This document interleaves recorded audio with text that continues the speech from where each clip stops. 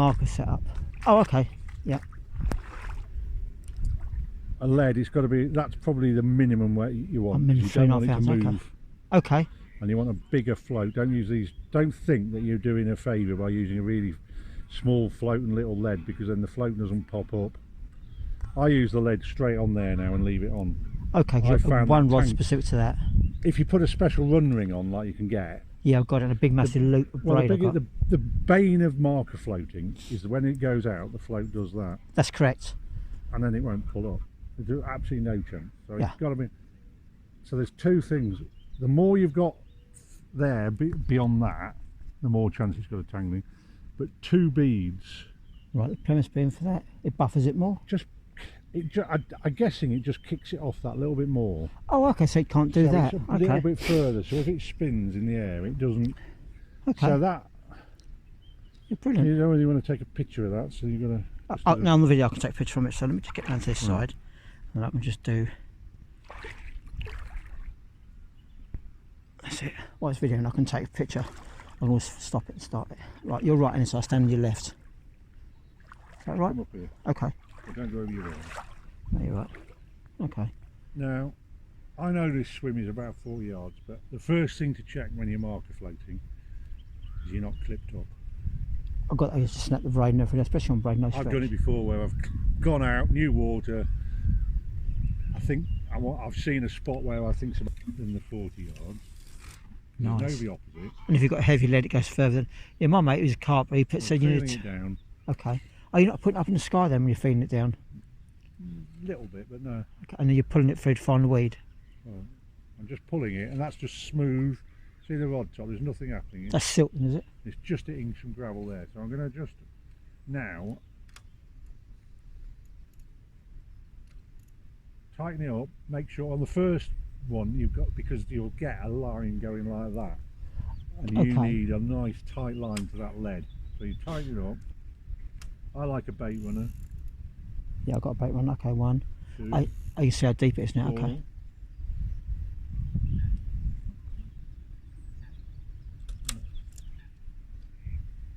So you've adjusted it because of what? It's just not coming up, so it could be got weed in it.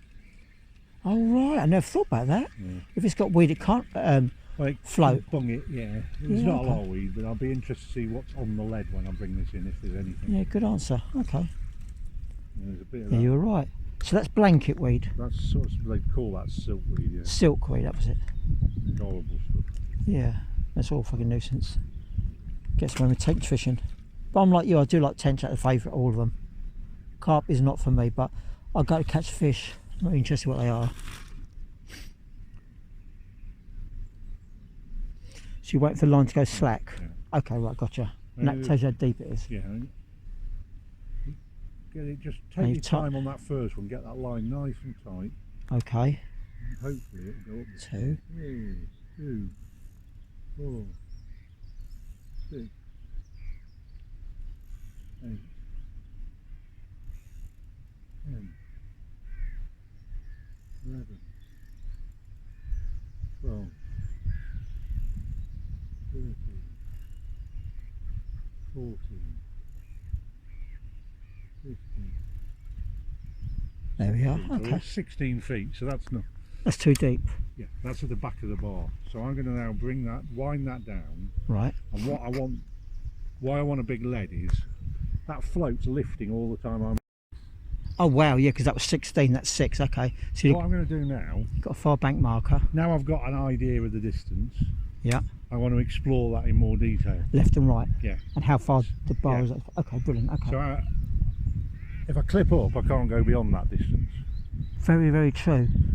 So what I do is I wind that float down. Okay. I'm going to clip up just now so it doesn't move. And I'm going to take that back. Oh, that's how you do it. Okay, brilliant idea. So you drop down off the gravel bar, okay. 9, 10. And that's why you're doing foot increments instead of 2 foot increments, okay. 12, 13. So suddenly you've got 13 going up fairly within a rod length, just over a rod length to 6. So if you think that's going to go if you think the rod length, it's going up 6 foot, so that tip's got to be my head out. So you've got a slope like that coming down off the top, and then you've got a flat bit on the top. And it's that flat bit where they're trapping it. Okay. And I'm creating a loop, and then I'm going through that loop. So that's just. Oh, it's like a 4-tone one up then. Like a a grin and knot. No, just, and put it tight. Okay. And you see that'll change. See, just change colour a bit paler. That, okay. Yeah. Only okay. But if you get it.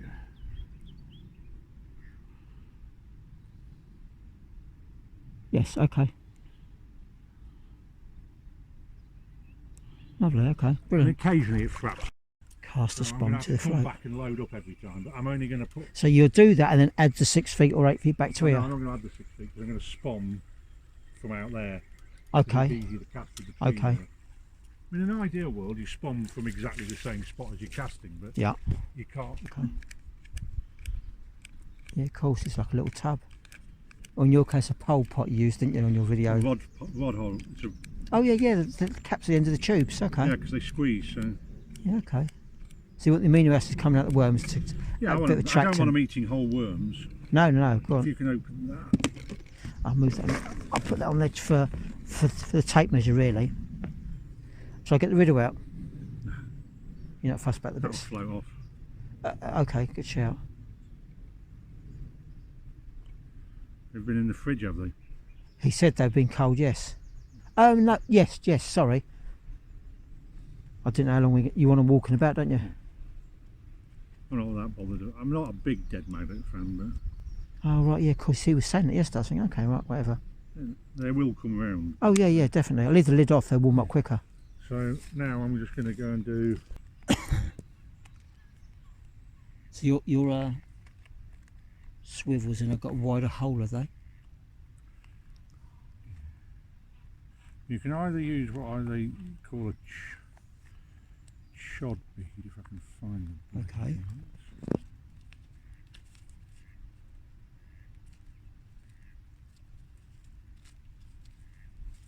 I haven't got any bigger I did try and get some bigger quick change swivels, but they came in that size. Not the, you can't, it's the ring size. Swivel. Oh, okay.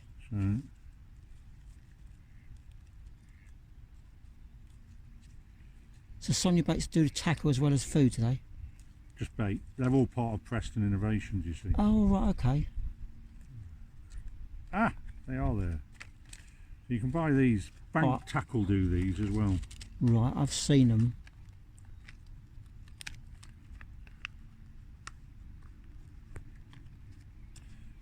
And these are probably the easiest. So what with these you've got is you get a bit of protection because the bottom bead is fixed. Yes. And your top bead will come off. Oh, right, okay, right. If you need to. But then you trap that between. That stop might be too big. Too big. That stop might be for this rig. You probably need more of the mouse dropping, but don't worry, we have. Mouse dropping. I love it. Because what you want is that's got to go over it. So we'll get rid of that as well and start again. You want to get rid of the float stop? Okay. Yeah, the float stop's too bulbous. Okay. Because it's all about having a safe rig as well. Oh, it snaps the line, then the fish don't get tethered to it. Yeah. Okay, right. Well, what you've got to be careful of is a lot of clubs are becoming very, very anal about it, or well, more so than it's fish care, so I understand all that. No, I have no problem with that, but I think sometimes they can get that one now, that bead. Right, okay, you want them ones. Okay, now I understand. Okay. So what stops it? Oh, that stops it. That stops it. Okay, right. That one won't come down. Yep. But if it did, it would pull that and come straight over the top. If it comes off, if it gets snapped. Gotcha. Okay. I'm up to speed now. So all I need to know goes what those are. I'll buy some of them, and then what these are, and I'll buy some of them. I've obviously got to get them by Friday. You can order them today. I'll ring my mate up. He owns a fish and tackle shop locally. I don't know whether these chod beads. There's various sorts, but you need that protection there. And then they can put a bigger one at the So that's a chod bead, and it's from whom? Bank Tackle do them on eBay, or they've got their own website. Depends if they get delivered by Friday. I can always say by Friday, wouldn't they? Okay. I'll leave you a couple. So then that one goes, so you can then set that like that. I mean, in the past, on that one, I have a link with a, rather than a stop, I put a link with a bead because it doesn't matter if that comes off. Don't know what that means, but okay. I'd put a link and a separate feeder link. I'll show you on there. Okay, yeah, good answer. Okay, Show I'll show me. you now. Because that stops it sliding down. I can see what the float stops are for. Yeah, so up and down. Okay, you've got a big, massive ring for it. Okay. That'll slide down if you get a big fish. But what I don't like it really sliding down too easily, because otherwise it slides down and it's bouncing against. You've only then got a very short hook link with the feeder. Whereas if the feeder's kept away a bit, it doesn't have quite the. So you don't put 2 float stops below then? You can put 2. You got some? No, I've only got these ones, haven't I? Yeah. Well, it doesn't matter below, but they're not very grippy. The below. I'll give one of these ones I just had. Yeah, I've got that in the box. Yeah. I've seen those, but I thought, oh, I can't be. I was a little faffy. Obviously, they're for a reason. Those things.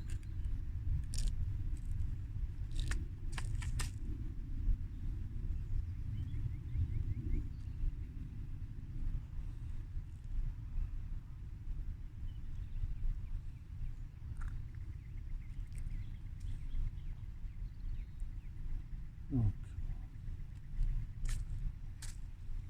So, do you ever go fishing abroad? Not really. Okay. I like my challenges in this country. Good answer. Yeah, exactly. Yeah, we speak the same language in this country. I like that part. That's for definite.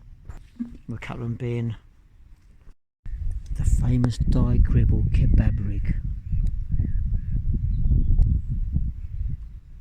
for Larky's Lake in Medway. So using the heads, this can be for your bait, or is that just for the feeder? That'll go in the feeder, so just one nice smelly bit. Okay, you're going for the side like normal. And you got 5 pieces, 6 pieces, whatever 4 it is. Pieces. 4 pieces, okay. And that's a 12 hook, is it? It's 10. 10, okay. Foam under it. Okay. That And the holes are drilled out. Yeah, the holes are drilled out so the worms can come out.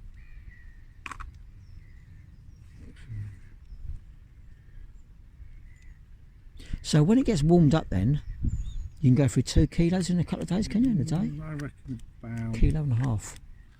I reckon a kilo will last for more than a day, but you probably 2 days. It depends on how often you're casting, because I don't put a huge amount in loose. The loose bin and spom, you don't? You put the maggots in loose? A little bit just to start, to just get a bit out there, but then the rest of it goes into the feeder. So there's a worm escaping over there. Yeah, I've got those, but not with that big massive hole at the end. Big eye. Yeah, the big eye means it spins. Can move it, yeah. And spinning means less tangles. Oh, I knew that for the heli rig. I got that part. Heli rigs, the whole point of them is they don't tangle. That's why I like them. And you've got the stop knot either end, so if it does come off, it just pulls straight over the top. So they'll just pull. That'll just in the water. That'll just pull. If it was a carp or a big massive, if it's in a snag or something. As soon as that gets wet. Oh right, it moves in quicker. Okay, yeah, of course, because you've got traction otherwise when it's dry. Okay. So, but what I do with this, I do it with a bit of tape. I don't really want that to move down. So you put a float stop on it. So I can just the near end. Try. You put tape on it. Okay. I'm just thinking this. This is just thinking as we go that. Just move it up a bit and just put. I need a full length. But the other thing I use is self-amalgaming tape.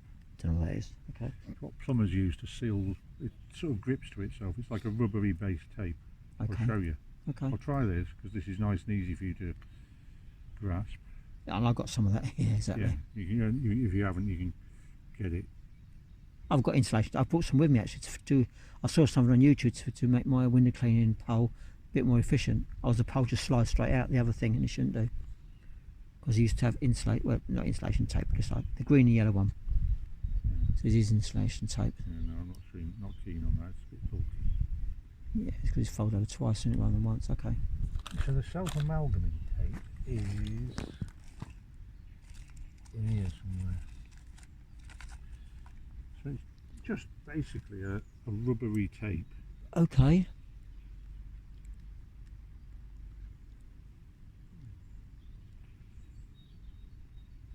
Yeah, it is, isn't it? I can see it, yeah. So texture of it all. but it stretches. But they'd use great Stretches, length okay. of that. You'll see in a minute. Right.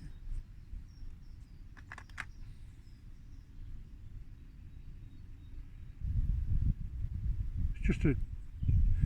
So that then will just, you trap it and it just stretches really long way round like that. Look, see how it's going. Yeah.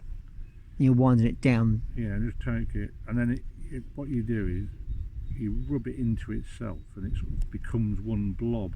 Okay.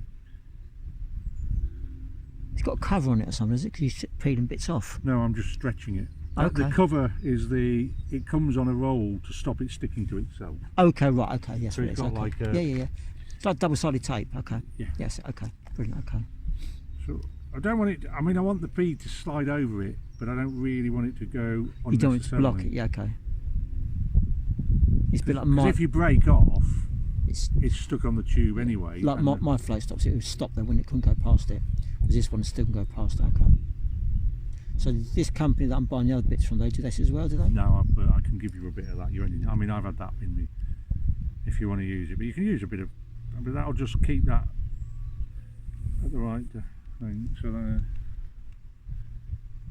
but those, and because I had to use this last year on Abbey Meads, I got used to using it. Oh right, okay. I actually started using it elsewhere and found that the tubing didn't happen. I found I got less tangles, so I was quite happy.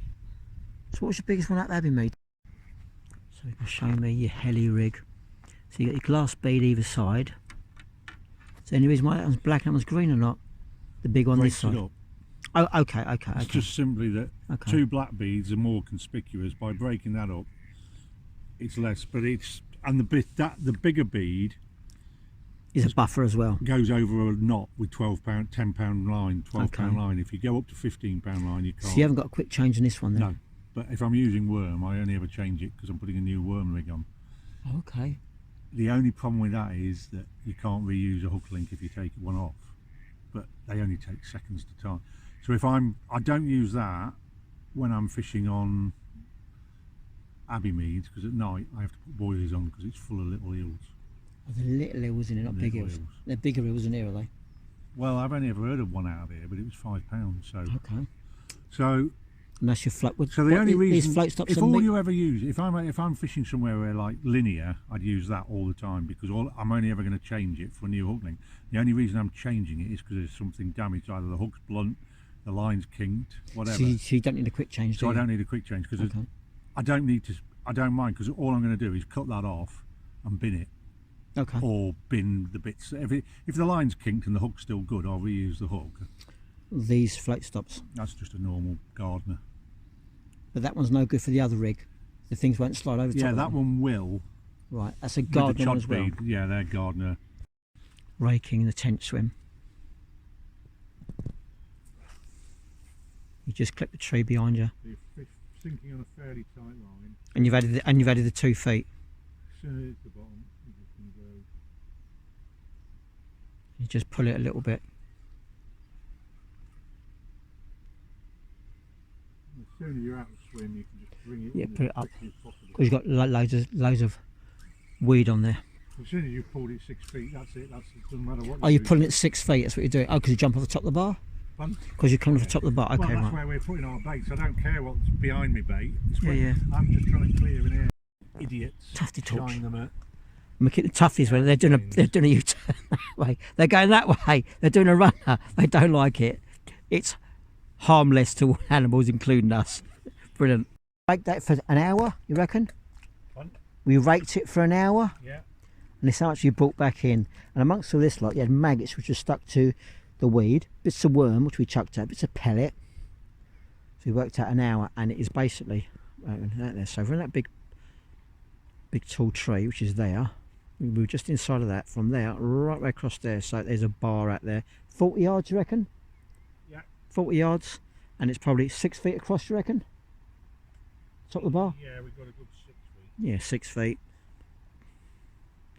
And from left to right, what do you reckon? 15 foot? Yeah, doubt that. Okay, 10 feet across. So 10 feet across, 6 feet this way. Right in a nice tight area. Yeah, we chucked out a couple of rods on it. And at the end you got your number 2 pole elastic, if you like, equivalent of, on there, and his rod. So when you bring it in, you can hear it flipping through the reels. Anyhow, that's the weed we brought in. Got silkweed and Canadian pondweed. It was actually a good exercise. It was raking the swim at distance.